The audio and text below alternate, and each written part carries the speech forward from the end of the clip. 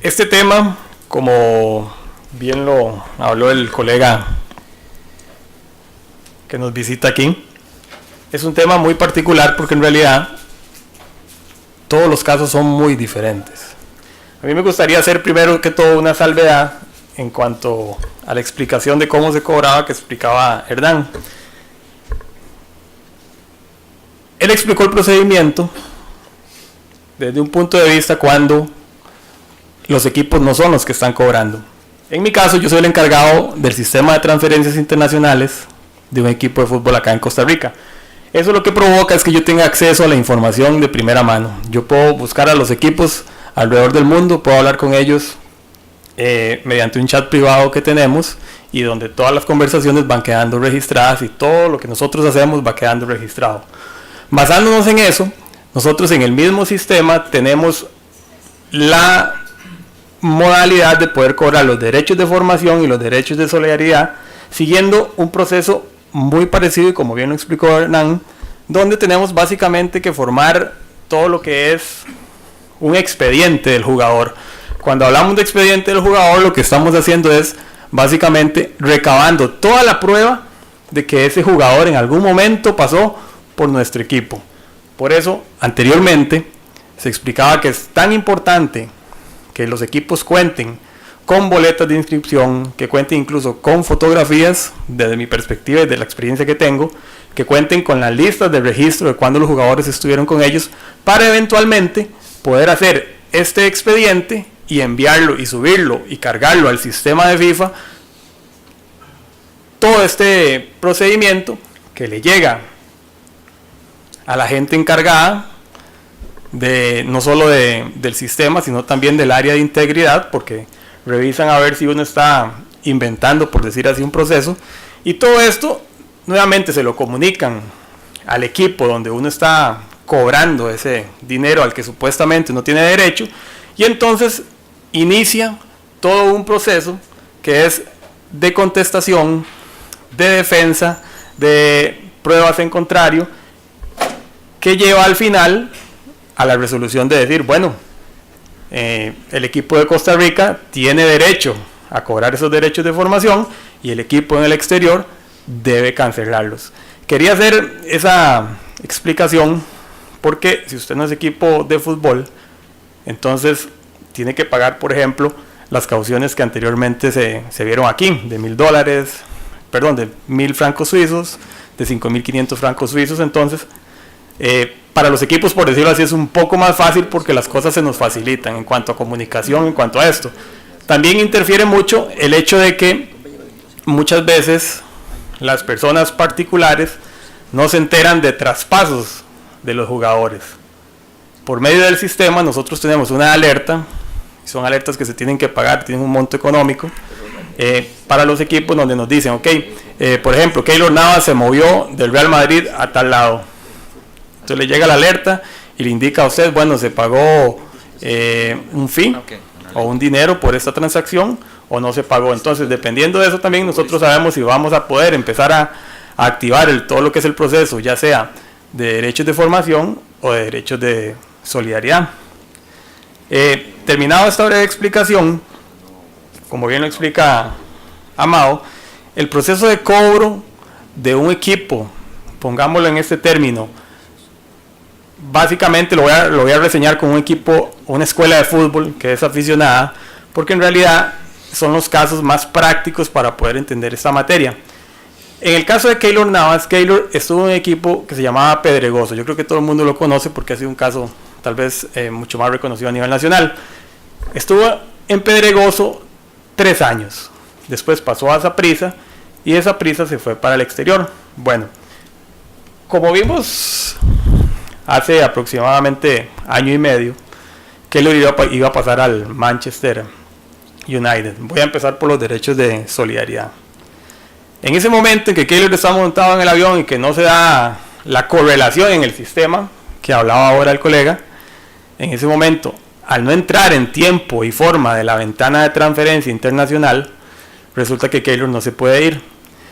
Si toda esta información hubiera entrado un segundo antes y queda registrada en el sistema con hora de Suiza, entonces en ese momento hubiera empezado a activarse todo lo que es el mecanismo de solidaridad.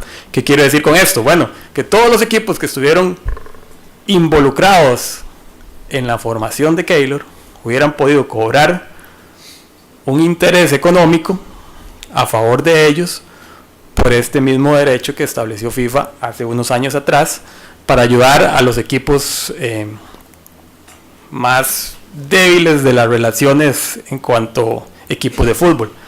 ¿Qué habría pasado en ese momento? Bueno, el proceso básicamente en lo práctico es, como bien lo explicaba también Hernán, existe un pasaporte deportivo. El pasaporte deportivo lo confecciona la Federación Costarricense de Fútbol. Es un pasaporte donde se coloca las fechas exactas donde el jugador se inscribió y donde el jugador fue desinscrito. Entonces, de acuerdo a esas fechas exactas, se va a sacar un cálculo. En el caso, por ejemplo, y práctico de Keylor estuvo 3 años con Pedregoso. Aparecían los primeros 3 años, de los 12 a los 14. Después venía Saprissa todo el tiempo. Entonces, cuando se da la transacción de Keylor, en un caso supuesto, al Manchester United y se pagan 11 millones de libras esterlinas, que era en realidad lo que se iba a pagar, en ese momento Pedregoso dice, bueno, yo tengo que hacerme presente ante el Manchester United a decir, tienen que pagarme porque el pasaporte deportivo indica que Keylor estuvo en mi escuela de fútbol. Y Saprissa también tiene que hacerse presente ante el Manchester United a decir, hey, ojo, en el pasaporte deportivo de Keylor dice que Saprissa lo tuvo X cantidad de tiempo, que va a representar un porcentaje del 5% que anteriormente se habló que corresponde al derecho de solidaridad. Aquí es donde viene muchas veces el problema y en la práctica se da mucho. Por normas FIFA, los equipos que compran al jugador y que son los que van a pagar, tienen la obligación que pasados 30 días deben cancelarle eso a los equipos que tienen derecho a ese dinero. En la práctica, en realidad, lo que pasa es que los equipos omiten ese detalle y dicen, bueno, si se apersonan y no me cobran, pues yo tampoco voy a pagar, aunque incluso se exponen a sanciones. En ese momento es donde lo hablaban ayer, un buen colega que esté representando a la escuela de fútbol o al equipo de fútbol, tiene que entrar rápidamente a decir, ok, aquí está la alarma, yo me presento ante ustedes, quiero que me paguen esto, tienen 30 días y si no lo hacen, entonces yo voy a aplicar el proceso ante las entidades necesarias, en este caso FIFA. Básicamente ese es el proceso. Ahora, durante este mismo acto y proceso de cobro, también se dan ciertas particularidades. Muchas veces la gente piensa que el dinero se paga en un mismo tracto. Y muchas veces no es así. Casi todas las grandes transacciones, y creo que la de Neymar, que fue la última, no es la excepción, las dividen en tractos. Entonces, estos tractos también, y en la práctica lo que se da es, si iban a pagar en un principio los 11 millones de libras esterlinas por Keylor, dicen, bueno, en el 2017 vamos a pagar 5, en el 2018 vamos a pagar 5, y en el 2019 1. Entonces así también es como le van depositando a los equipos los tractos a los cuales corresponden. He visto también por experiencia que la FIFA en muy pocos casos ha exigido que se pague de una vez. Lo ha hecho también de acuerdo a la estructura de pagos que van proponiendo los equipos, independientemente incluso si el jugador en algún momento está con el club. Pero bueno, básicamente a eso se limita el cobro de un equipo a nivel nacional a hacerlo a nivel internacional. Después vienen los cobros que se podrían hacer a nivel interno. La figura de derechos de formación, que es ahora la que voy a explicar junto con la de derechos de solidaridad, pero a nivel interno, es muy particular. No porque no se tengan las normas claras, sino porque en todos los países la regulan un poco diferente. el mismo Hernán me puede confirmar aquí que en España ya tienen una estructura totalmente armada, y creo que la que se ha sido el refuerzo para muchas otras a nivel mundial, donde ya tienen montos establecidos y montos, me parece a mí, muy razonables. En Bélgica también enfrentaron un problema como el que yo creo que estamos empezando a enfrentar nosotros en Costa Rica en cuanto al tema de montos, especialmente porque al día de hoy nosotros tenemos una estructura de derechos de formación en el cual a los equipos profesionales, que son la Liga de Primera División y la Liga de Segunda División, los categorizan en cuatro categorías, valga la redundancia. En una primera categoría, para darles un ejemplo, y es un monto que cambió recientemente, hace 4 meses, está Saprissa, Alajuela, Heredia y Cartago. Cada año para esos equipos de los 16 años, por la formación hecha del equipo de los 16 años a los 21 años, cada año cuesta 7 millones de colones. Por la formación hecha de los 12 a los 15 años, lo acaban de cerrar en 600,000 colones, 599,000 un poquito, 600,000 para dejarlo así. Esto, ¿qué nos quiere decir? Y ahora lo comentaba yo, a mí me parece que funciona en los dos aspectos, y es un aspecto positivo y tal vez otro negativo para nuestro fútbol. Es muy positivo, y a mí me parece justo que una escuela de fútbol que ha invertido en la preparación de un jugador tenga la retribución económica que en algún momento pueda obtener por su esfuerzo, por preparar a alguien, no solo en un aspecto meramente futbolístico, porque ya ahora el mundo está cambiando y se le están dando una preparación académica también a los jugadores, no solo a las academias, sino a algunos equipos de fútbol. El aspecto negativo, a mi parecer, funciona en contra del jugador y funciona también en contra de los equipos en cuanto al tema de derechos de formación. ¿Por qué lo digo así? Porque desde mi experiencia como jugador, si yo tengo 18 años o 19 años y me van a hacer firmar mi primer contrato como profesional, el equipo que me va a contratar va a decir, bueno, Fausto resulta que viene de San Carlos, y San Carlos lo ha tenido desde los 12 años hasta los 19, y a mí me va a contratar Saprissa. Entonces, en ese momento, Saprissa que llega y dice, bueno, Fausto es un buen jugador, me parece que tiene el potencial, pero me expongo a una contingencia muy grande. ¿Y cuál es esa contingencia? Que bueno, como me voy a hacer profesional a los 19 años, de los 12 a los 15 años son 600,000 colones, son 6 por 4, 24, y ahí tengo 2.400.000. De los 16 en adelante son 7 millones que representan para Saprissa, que es el equipo que quiere ser el que adquiera los servicios de Fausto. Entonces, a esos 2.400.000 le sumamos 7 millones de los 16 años, 7 millones de los 17, 7 millones de los 18, y supongamos que ya estamos al final de los 19, hay 7 millones de los 19. Entonces hay 7 por 4, 28, más 2 que tengo, ya tengo 30.400.000 de contingencia. Entonces un equipo que se quiera jugar el chance de tener una contingencia de 30 millones solo por un jugador, cuando muchas veces en sus divisiones menores cada equipo tiene 30 jugadores, y esos 30 jugadores de ese equipo, suponga que la mitad no son de la casa de ellos, sino que son exportados, si usted los multiplica, rápidamente puede tener una contingencia superior a los 100 millones muy fácil. Y eso va en detrimento del equipo, que anteriormente, como lo veíamos con la exposición del licenciado Percy Chamberlain, si el equipo que me puede hacer a mí el cobro llega e interpone ese proceso, lo gana, y en realidad está en todo su derecho, llega al sistema de licencias y le dice, de la federación le dice, bueno, yo tengo una deuda, vea, ya confirmada por la Cámara de Resolución de Disputas, y resulta que solicito que este equipo no se le programe y no pueda jugar.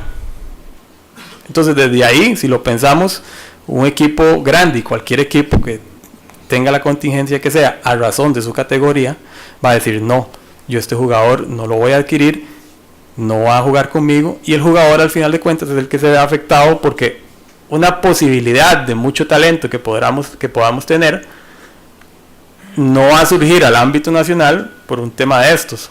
Por eso explicaba al principio que funcionan las dos direcciones, y a mí me parece que lo que se debería hacer, que fue el caso específicamente que pasó en Bélgica, es que se establecieron montos mucho más bajos, y precisamente lo comentaba con el presidente del Standard de Lieja, del caso de Bosman, que lo que hicieron ellos fue establecer un monto mínimo, por decirlo así, $1,000, si llega el jugador, que es algo meramente representativo, pero que para nuestra actualidad nacional, aunque se diga que los jugadores tienen salarios muy altos, los equipos tienen que hacer unos grandes esfuerzos. Por eso es que explico esto, para que la gente realmente entienda lo que pasa en la práctica. Después de esto, pasando al tema específicamente del cobro, a nivel nacional se tiene que llevar un proceso exactamente igual que el tema internacional. Lo más importante, y aunque parezca lo más fácil de hacer, pero es lo que menos ocurre, es llevar el registro. Yo creo que aquí en Costa Rica, bueno, sí puedo dar fe de algunas cosas. En Costa Rica, ninguna escuela de fútbol tiene un registro de sus jugadores que pasan. Por ejemplo, Amado tiene una escuela de fútbol, y resulta que él está pensando a futuro que algún jugador de ellos le puede servir para poder tener un dinero para seguir financiando su actividad y para seguir preparando más muchachos. Resulta que la escuela de fútbol va a jugar en una liga aficionada, que es la del INAFA, pero no se preocupan por inscribir el equipo.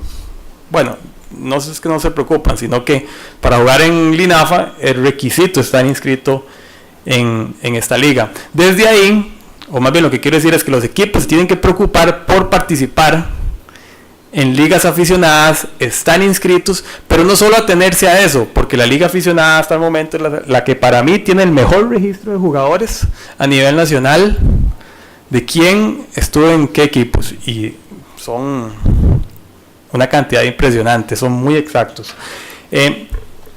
Cuando pasa eso, ya se va empezando a formar todo lo que es el expediente del jugador, en decir, ok, estuvo en la escuela de Amado Hidalgo, después pasó a la escuela de Fausto González, después resulta que a los 14 años pasó a las divisiones menores del Club Sport Herediano, después pasó, por decirlo así, a la Liga Deportiva Alajuelense, y propiamente cuando usted ya va a solicitar el pasaporte deportivo, está todo el registro de dónde pasó el jugador, y es lo que le hace al final cobrar esos derechos. Algunas prácticas que se están haciendo, y que incluso la vi o la estoy viendo en algunos equipos aquí en Costa Rica, es tomarle fotos a los jugadores, irles haciendo un expediente pequeño y decir, bajo un logo o un fondo atrás del equipo, que confirme que en realidad el jugador estuvo, porque muchas veces, y voy a poner este ejemplo y no voy a decir nombres, hubo un jugador que pasó de aquí al fútbol internacional, a Italia precisamente, y resulta que en la información del pasaporte deportivo decía un año desconocido. Es un año que no se sabe dónde estuvo, no sabemos qué pasó. Entonces nos fuimos a buscar 5 días en la bodega del INAFA en La Sabana, que al parecer ya existía una boleta, y resulta que la boleta, con el simple hecho de aparecer, poderla certificar, y que estaba con todos los sellos y no se había destruido, representó casi $12,000. Entonces es en realidad una porción importante del por qué el registro debe hacerse, y no solo manual, todos deberían tener un registro incluso electrónico y muy concreto de los jugadores que pasan. ¿Por qué también se debe hacer el registro? Bueno, muchas veces, al punto que estamos llegando nosotros, hemos visto que a Cartago le han hecho cobros de derechos de formación, a Alajuela creo que le han intentado hacer cobros de derechos de formación, a Saprissa también. Entonces, aunque el otro día Luis lo comentaba y los jugadores no son como un objeto, pasan a ser monedas de cambio también, en un tema de valorarlos monetariamente. Porque si a mí me vienen a cobrar y me dicen, bueno, es que usted me debe 20 millones, y yo le digo, bueno, pero vea, yo este jugador lo tuve perteneció a mis divisiones menores y ahora se hizo profesional con usted, yo tengo derecho a cobrarle 15, entremos en una negociación, veamos a ver qué podemos hacer. Recientemente, a nivel nacional también, se dio una particularidad en cuanto a legislación en este tema. Es muy común, y creo que Hernán tampoco me deja mentir porque van un poquito más adelantados en Argentina, pero muchas veces la legislación se da por un tema de circulares que se envían, que mucha gente no tiene conocimiento, o porque hay un decreto del Comité Ejecutivo de la Federación y resulta que al final de cuentas todo cambió. Y en Costa Rica también tenemos la particularidad, y son cosas que hay que entender, que los jugadores de divisiones menores pueden estar inscritos en divisiones menores hasta los 20 años. Esa es una edad límite. Y mucha gente lo que hace es que, porque hay un furor popular de decir, bueno, este jugador de 19 años es buenísimo, va a ser la próxima figura de Costa Rica a nivel mundial, resulta y lo contratan hasta, por ejemplo, cumplía, no sé, por poner un ejemplo, 20 años los cumplió ahorita en 2017 y lo contratan hasta el 2020, entonces le quedan 3 años. Y resulta que lo contratan y le colocan un salario mayor al mínimo que está establecido ahora en el decreto de salarios mínimos. Entonces, desde ese punto de vista, respecto a lo que hablaba anteriormente Hernán, si nos ponemos a ver, ya el jugador se hizo profesional por el simple hecho de que recibía más del mínimo. Ya está firmando un contrato profesional. Y resulta que tras de eso ya no puede estar inscrito en divisiones menores, sino que tiene que pasar a una liga profesional porque la edad ya o los reglamentos no lo permiten. Entonces se dan una serie de características que pueden permitir ese cobro de derechos de formación por diferentes aspectos y que pueden abrir las contingencias de los equipos de una manera tremenda. ¿Cuál podría ser la solución? Bueno, la solución sería en realidad que todos los equipos desarrollen sus divisiones menores y puedan decir, bueno, este jugador vino conmigo desde los 12 hasta los 20 años y sé que me va a llegar a primera división, entonces yo no tengo que preocuparme por esa contingencia en algún momento.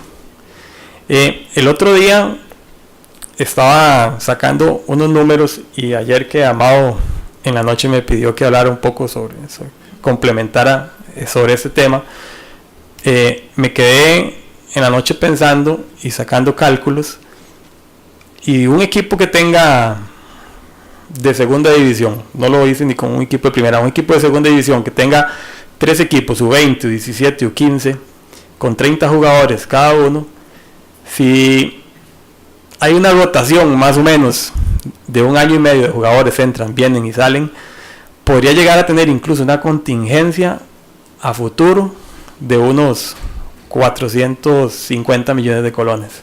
Imagínense lo que podría significar eso es quebrar los equipos de primera división rápidamente. Básicamente esas particularidades del derecho de formación a nivel nacional no se han explotado tanto porque no hemos todavía tenido un problema tan grande como estos, que creo yo que se debe solucionar. Como les decía anteriormente, en cuanto al proceso es exactamente el mismo a nivel internacional. Acá todavía no se ha desarrollado, pero está en propuesta desarrollar un sistema de transferencias a nivel interno donde usted también pueda subir la información y declarar los pagos, declarar los contratos que son los originales firmados para que eventualmente no haya ningún problema en cuanto a obtener la prueba de lo que estaba sucediendo. Si en algún momento llegamos a eso, creo que va a ser muy beneficioso, porque no va a haber que andar corriendo como pasa en la práctica solicitando una certificación y entonces eso ocasiona que ya el otro equipo se entere y que que se esté tratando de hacer otras cosas diferentes.